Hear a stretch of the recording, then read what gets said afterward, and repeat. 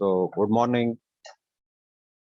I'm Dr. Shailendra Kumar from Amritsar, and today I'm going to present my lecture on my assignment on development of leadership skill.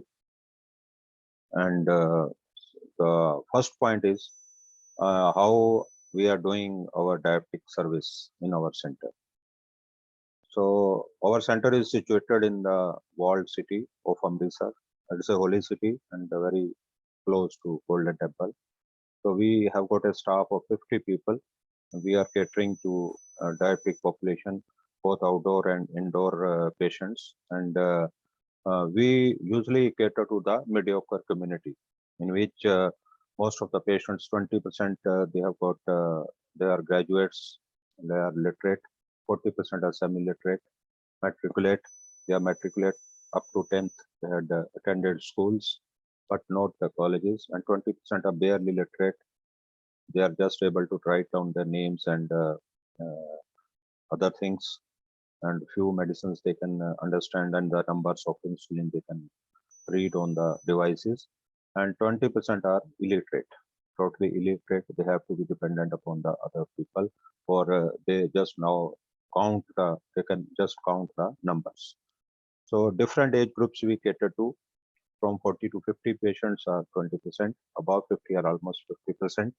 So we most of the times we cater to above 50 patients, and above 50 we also cater to the people who are more than 80 years of age, and the people between 50 to 70. And below 40 it is 20%, and type 1 diabetic patients are 10%. And different patients, they'll end up with different complications. We give them insulins and devices, and they are well controlled under our supervision. And regarding the percentage of female and male patients, 70% of the patients are female, and 30% patients are male.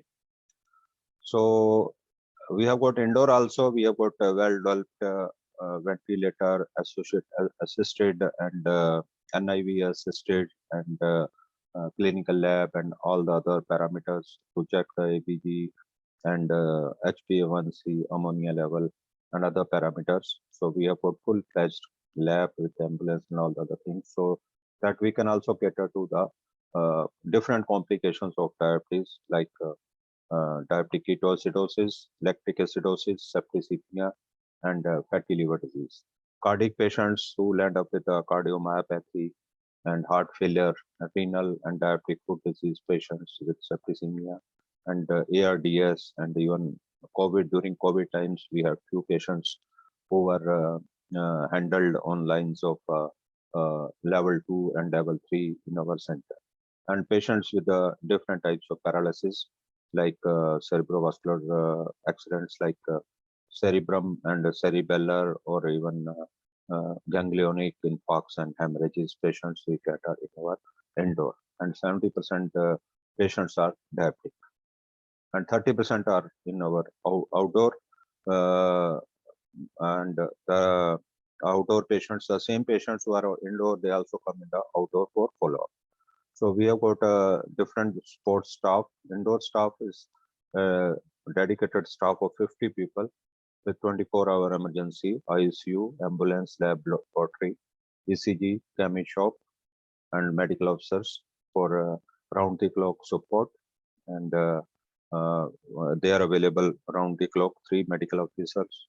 And we have got a good team of the surgeons for diabetic foot and other problems. We have got specialist people at our disposal, and they spend some time in our OPD.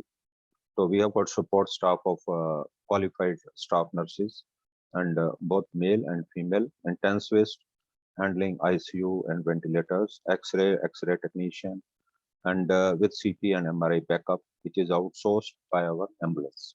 And we also do cardiac tests like echo. We have got TMT at our disposal. So for outdoor, we have got dietitian, physiotherapist, educator, insulin device educator, instructor, yoga, and follow-up staff with emergency phone number for 24 hours. So how we are going to provide the diabetic service by our team? So first of all, we usually provide education about the disease and its management through lifestyle modification according to the body weight, what should be the appropriate body weight, and awareness about the complication and the repercussions about if they are untreated, and how can cause serious repercussions in their uh, future times in the form of expenditure on their pocket or on their insurance company, and recurrent admissions, and they are being absent from their workplace, and even from the schools and colleges.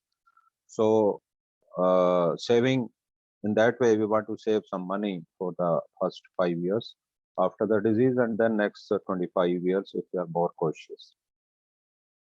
So if we tell the patient to nip the evil in the bud, we give them proper information right from the word go, and knowing their problem and the other things, definitely we can help the patient to save their valuable money. So helping the patient get rid of smoking, alcohol, and simple carbohydrates, and telling them all the risks involved in getting the disease more complicated and difficult to get rid of the different vices in the coming years. So we keep the weekly record of the blood sugar, to giving them some papers so that they can keep their records and write it down on the papers. So early detection of the diabetic complications, we do certain tests like retinopathy, peripheral neuropathy. We do foot scan, Podia scan, and other scans so that we can detect there, and this nephropathy, mitral test, and other tests just to know the disease earlier. So TMT machine we have got for our patients detection of the cardiac disease or ASCVD. So development of a specific lab for the diabetes related complications. So we plan to have another lab to detect this vascular diseases, so that in the future we will be able to give better services to our patients, keeping the tenants and guardians informed of the latest advances of the treatment and giving timely advices according to their disease. So categorization of the patient according to weight, diet, genetics, habits, age, micro and macrovascular complications. We keep different patients under different headings, so that whenever there is a camp in which we are going to give them some investigations and other things, we can call them together in our seminar room so that we can give them timely advice. Then prioritizing the treatment in form of complications like neuropathy, nephropathy, and retinopathy before the things they become more difficult, because we know if we give a good control of their diabetes, at least 35% of the complications they can be prevented. And last of all, diabetic patient with complications like ASCVD, ESRD, or cardiomyopathy and hypertension with CVA. So we give them proper advice whether to go for some interventional procedures like dialysis or some CABG or angioplasty, or in stub-borne hypertension we go for this sleep studies, and in CVA patients angiography, just to know whether they need some interventional procedures like recoiling of the aneurysm or some AV malformations. So all these things we as a teamwork we provide to our patients.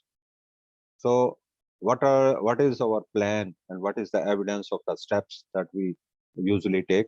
We have got a hall of files of different patients who are admitted in our hospital, in ICU and other places, and plus secondly, outdoor patients, we make the file of the patients in the form of SMBG chart and or AGM, and so that we know whether the patient's blood sugar is in control or not. ECG, X-ray, lipid, renal function test, thyroid test, neuropathy, mitral test, foot test, and liver function test are usually done.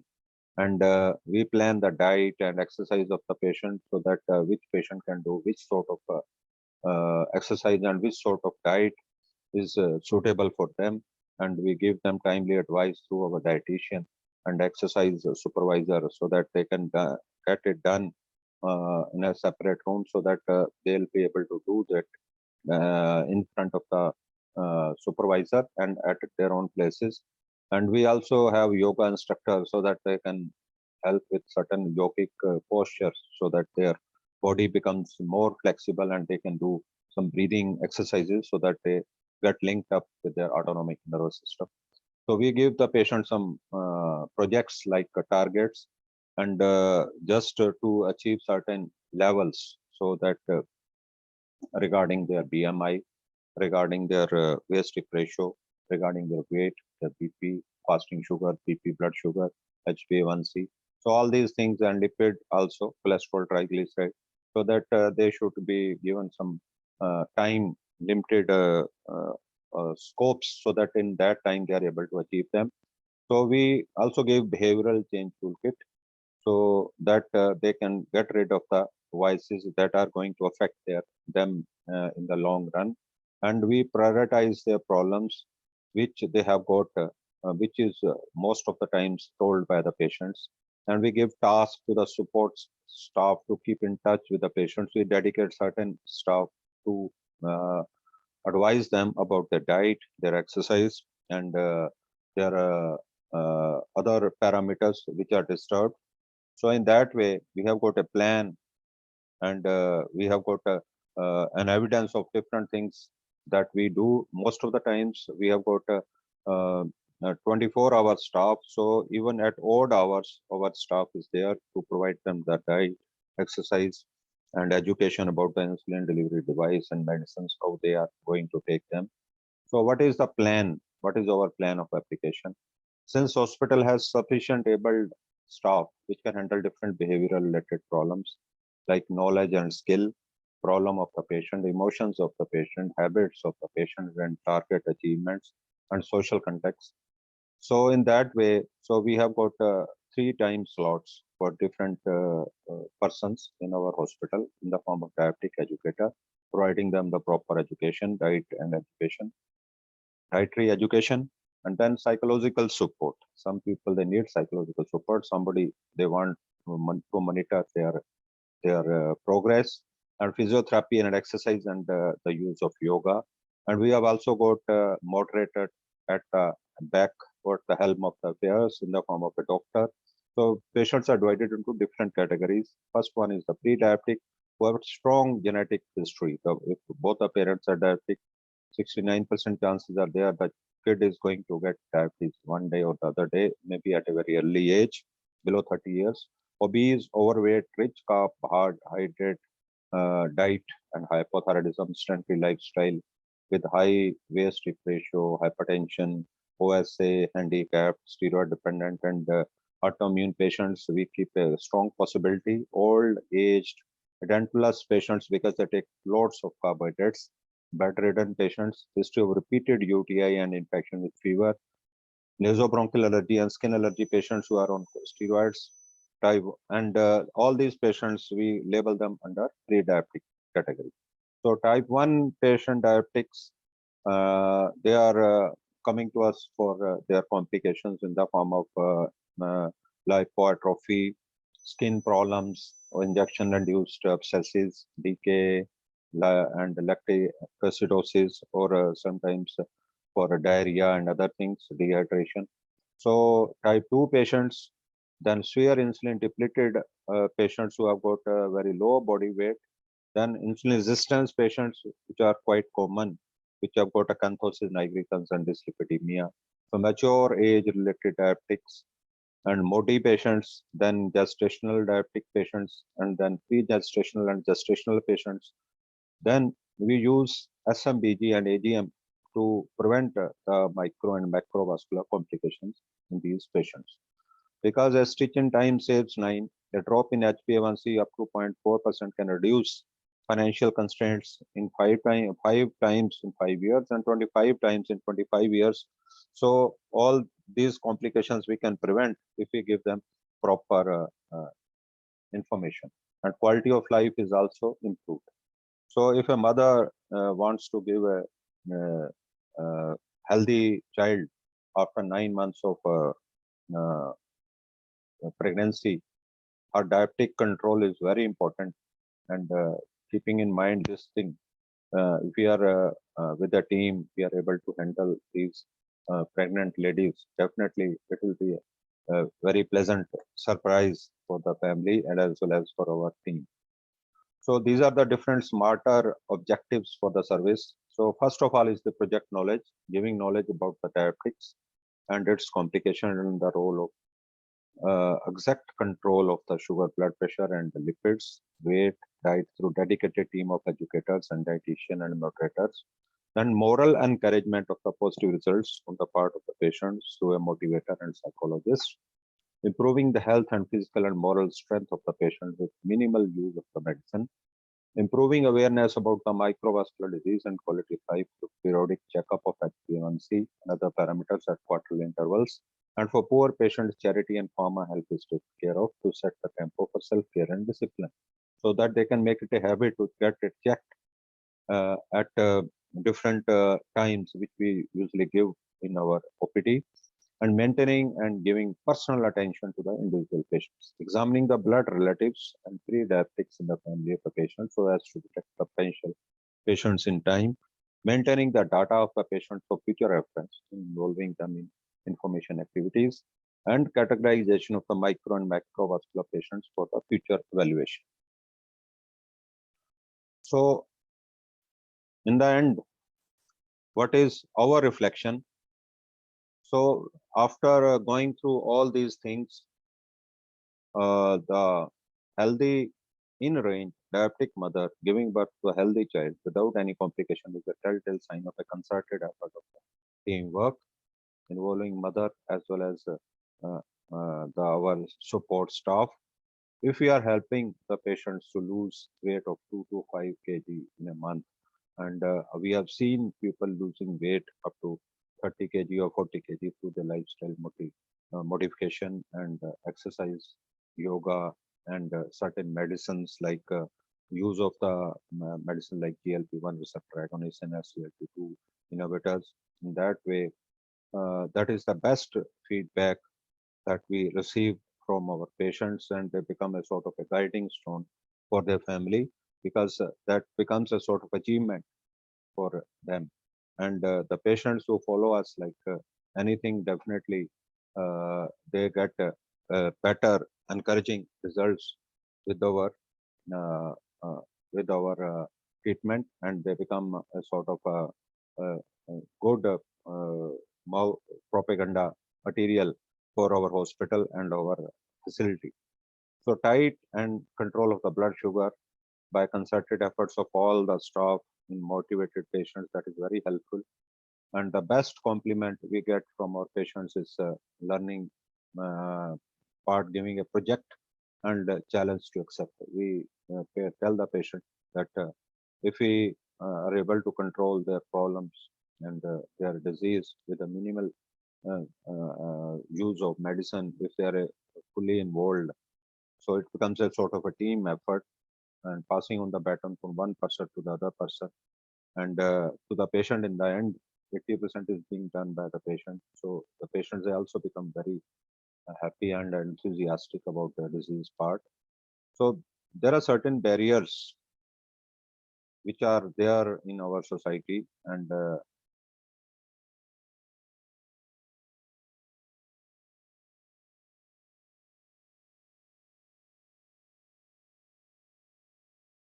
certain barriers are like patient is taking certain drugs, like shifting treatment or alternative treatments. The patients, they take on homeopathy and other drugs, and focus on part of the patient insulin reserves, and ifs and buts. The patient is having a high-headed, and he also sometimes they want to change their treatments. In that way, the patient becomes haywire and doesn't follow the things properly. So concealed feedback, lack of faith or focus, inability of the family to pay attention to the bedridden patients. So lack of far-sightedness and craving for particular diet, loss of feedback and follow-up, hearing loss or vision loss, handicap, the close contact with the vagabond and village advisors, head eye patient with the shifting focus. These are the different barriers that we see. So a true leader has a compass in the brain and magnet in the heart. He has to motivate the team and keep the tempo up with diabetes control and prophylaxis of the related complications to improve the quality, time and energy of the patient. He has to show by example by leading from the front.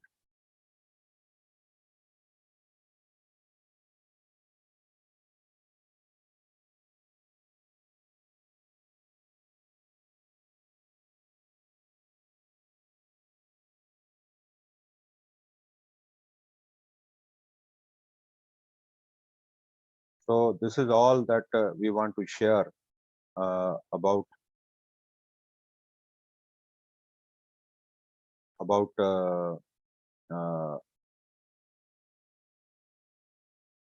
uh, the things as far as the development of the leadership skills and other things. Thank you very much for your keen listening. Thank you.